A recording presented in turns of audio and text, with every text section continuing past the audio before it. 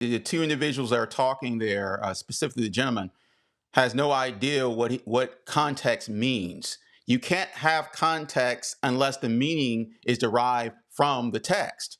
And there's nothing in the text about second chances. They never knew, they never learned. Somebody that, and I'll just use Harlem because we both can. They never knew, they never learned. So you're going to hear some philosophical arguments that they're going to try to use to justify their position. Very unbiblical arguments, by the way. They never knew. They didn't learn. Folks, there are people all over the world who have never heard the gospel throughout human history, but they're still accountable before God because of their sin, right? That's the issue. Read Colossians chapter 3. It is a perfect example. We're not going to go there now, but just as homework, look at it. The principal reason why you are accountable for condemnation is because of your sin, not because you didn't get a chance to hear the gospel and then rejected it. When that happens, that only bears out when that happens, however, that only bears out the condemnation that already existed. That is what John chapter 3 clearly teaches.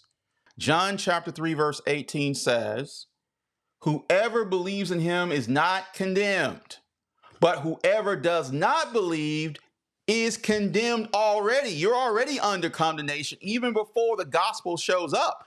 Hence the need for the gospel, right? Because he has not believed in the name of the only Son of God. So that's what Scripture teaches here. The principal issue here is that mankind is under condemnation. We see it also in Romans chapter 5. Read Romans 5. Read Colossians chapter 3. It bears that out.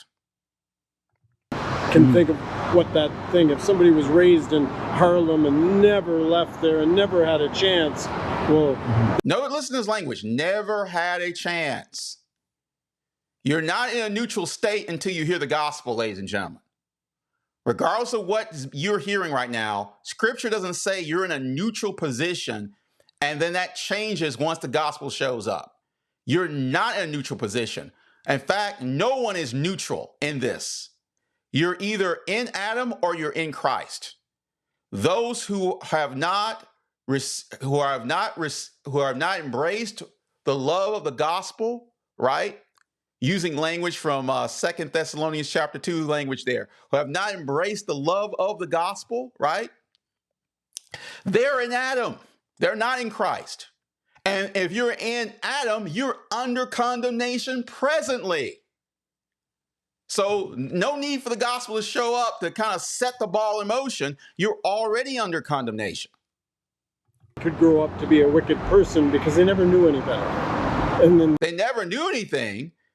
Read Romans 1. According to Romans 1, it says that mankind is under the current wrath of God from heaven because they suppress the truth of God, what God has revealed to them. How do they do it? And ungodliness and unrighteousness, they suppress the truth. And then that last verse in Romans chapter 1, I'm not going to pull up the Bible, but I will pull up the Bible. Romans chapter 1, verse 23, pull it up quickly. Romans 1:23 says here, it says, though they, and the antecedent of they is those who God has revealed himself to, and that's all of mankind knows something about God, and that's something maybe later on we will cover in a future study together or a future video.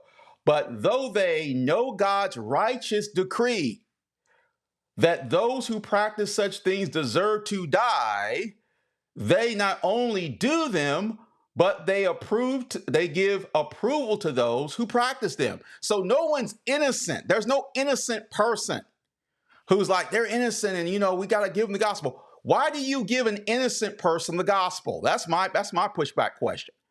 The people who needs the gospel are people who are not innocent. People that need to need the forgiveness of God, need their sins forgiven, not innocent people, right? So that begs the question why the gospel is even presented to anybody in the first place. But we know, according to Scripture, why there is the need of the gospel, the need of universal proclamation of the gospel. All right, let's go back. And they die, well, they never had a chance to come to know anything. But this gives them that chance later on. Remember, it gives them that chance. So from that perspective, it's better off not to present the gospel to anybody from that perspective. You see how backwards this is? Yeah, no, I appreciate you sharing that. There's a passage in Acts 17.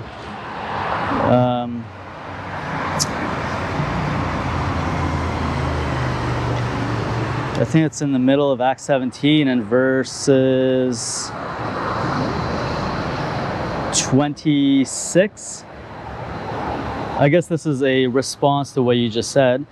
Acts 17:26 says, "And he, God, has made from one blood every nation of men to dwell on all the face of the earth, and has determined their pre-appointed times and the boundaries of their dwellings, so that they should seek the Lord in the hope that they might grope for him and find him, though he is not far from each one of us."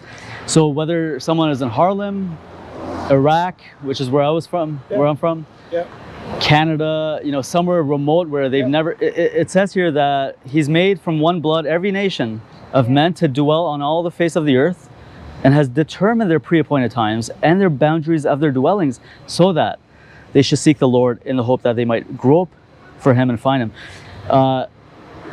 This second chance, I guess, theology or doctrine, it's so far from Hebrews 9:27. We'll go down a couple verses to 31. Sure.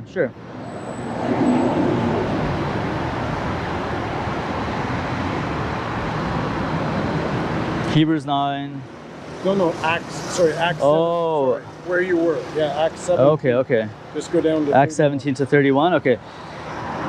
Well, let's read from 30. "Truly these times of ignorance God overlooked, but now commands all men everywhere to repent." So the command is right now, to repent right now. He's overlooked it in the past, but now he commands all men everywhere to repent. And by the way, I got to commend him. He's doing a great job. Notice how every time they're bringing up false teaching, the Jehovah Witnesses, he is bringing Scripture to bear. And that's what we do. Not our opinions, not running to some website somewhere, but bring the Scriptures to bear. He's been bringing Scriptures to bear. They've been trying to go to their indoctrination website and to skirt the issue because they can't really support it with Scripture. But it's very good. I think it's commendable that he's doing that. Verse 31, "Because he has appointed a day on which he will judge the world in righteousness by the man whom he has ordained. He has given assurance of this to all by raising him from the dead." It seems from what I'm reading, multiple places in the Bible, that, now is the chance, now is the command to repent, the call of repentance. The invitation is now. I was thinking about Daniel while you were reading the commentary. Daniel, I know we're jumping from one passage to another, but that's good, right? It's what you said, like, look at the overall. Daniel 12:2, it says, I'll wait until you guys go to it. Daniel chapter 12, verse 2, "And many of those who sleep in the dust of the earth shall awake, some to everlasting life and some to shame and everlasting contempt." So we'll rise, both sides, both parties, and then those who believed in Christ will receive eternal life, everlasting life, will be in his kingdom. And then those who did not believe, chose not to believe, and rejected Christ, there will be judgment. And notice what you don't see in Daniel 12:2. You don't see anything about those who, that second group of people given a second chance. Some to shame and everlasting contempt will be in store for those individuals. Nothing about second chance. We have seen zero text dealing with this second chance doctrine. The only thing they could go to is their website, not the scriptures. And contempt and shame. Do you think that's fair, though? Uh-oh. Flag on the play. Do you think that's fair? Ladies and gentlemen, if you've been following Caldwell Apologetics channel for any length of time, you probably know what my response will be. Do you want fairness? Fairness would be everyone going to hell, and God would be justified. God being righteous and just would be completely justified to do it. My favorite illustration of how calloused we have become with respect to the mercy, the love, and the grace of God goes back to the second year of my teaching career when I was given the assignment of teaching 250 college freshmen a course in the Introduction to the Old Testament. And on the first day of class, I gave them their syllabus, and I said, now, here's how many tests we're going to have, when we're going to have them. And I said, you have 3 short little term papers, 5 pages each is all, little ones.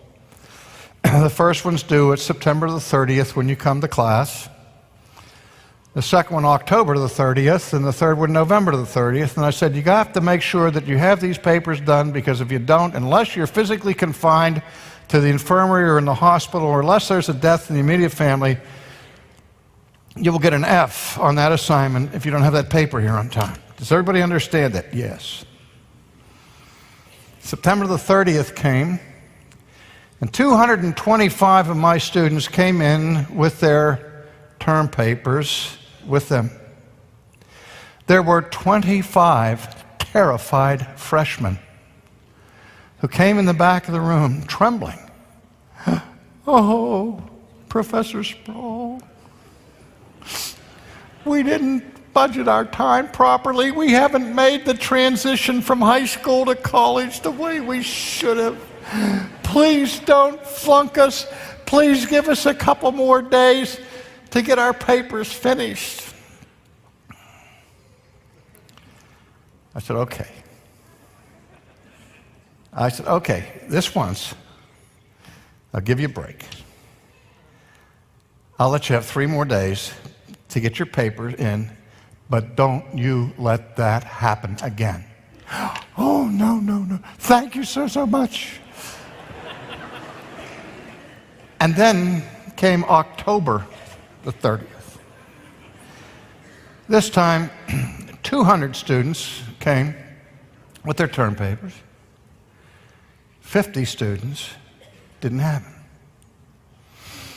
I said, where's your papers? They said, well, you know how it is, Prof. It's midterms, and we had all kinds of assignments for other classes that were taken. It's homecoming week. We're just running a little behind. Please give us one more chance. And I said, you guys don't have those papers? Do you remember what I said the last time? I said, don't even think about not having this one in on time. And now 50 of you out there don't have them on. Oh, yeah, we know. I said, okay. It's the last time. I'll give you 3 days to get in your papers. And you know what happened? This really happened. I preached on this a few years ago, and there happened to be somebody in the audience that was in that classroom. And he hasn't forgotten it. They started to sing spontaneously.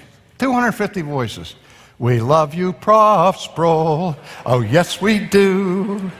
And I was the most popular professor on that campus until November the 30th. This time, 100 of them come with their term papers, and 150 of them don't have their term papers.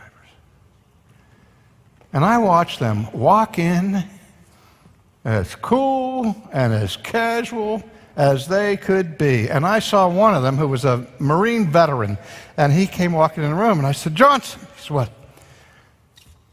Where's your paper? He said, hey.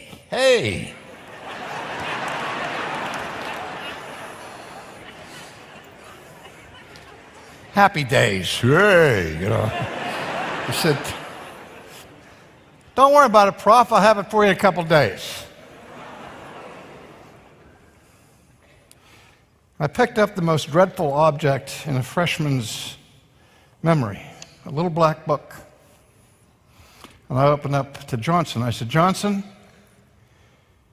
you don't have your term paper? He said, no. I said, F.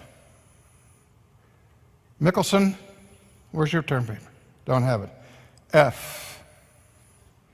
Pratt, where's your term paper? Don't have it. F.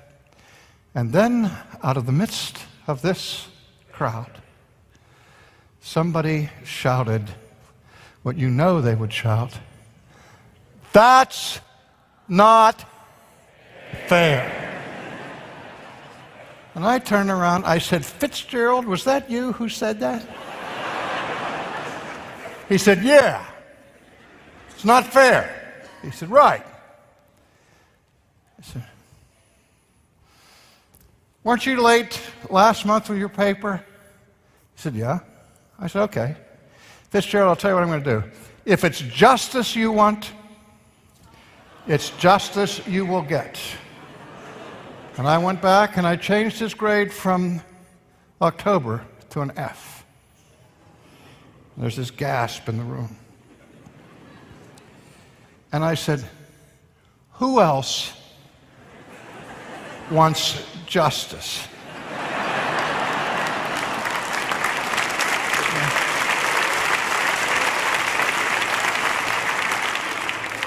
I didn't get any takers.